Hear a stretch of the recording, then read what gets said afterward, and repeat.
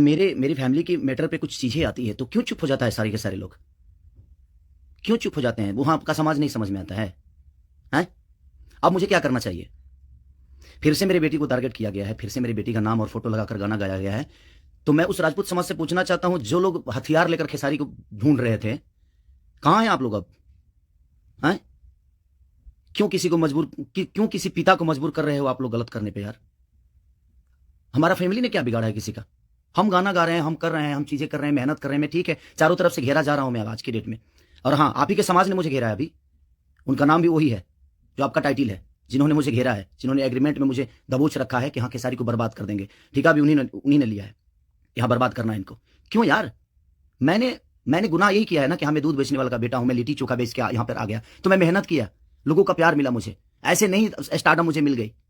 आप लोग मुझे प्लीज, मैं चाहता हूं कि मुझे इतना फ्रस्ट्रेट मत करो कि एक पिता, एक मैं कलाकार होकर नहीं बात कर रहा हूं, एक मैं पिता होकर बात कर रहा हूं।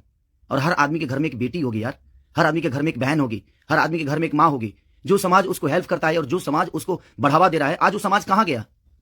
फिर से वही टारगेट हुआ, मेरा फैमिली, ताकि मैं डिस्टर्ब हो जाऊं। मैं एक कलाकार होने के नाते, मैं एक एक्टर होने के नाते, मैं एक पिता भी हूं। वो मेरी गलती है।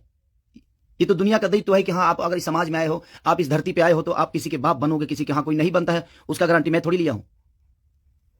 उसका अपना जीने का तरीका है। मैं पिता बना, मैंने बच्चे पैदा की, मैंने बेटी भी पैदा की, मैंने बेटा भी पैदा किया, तो उसमें मेरा गुनाह थोड़ी है यार। और मेरी फैमिली ने क्या बिगाड़ा है किसी का?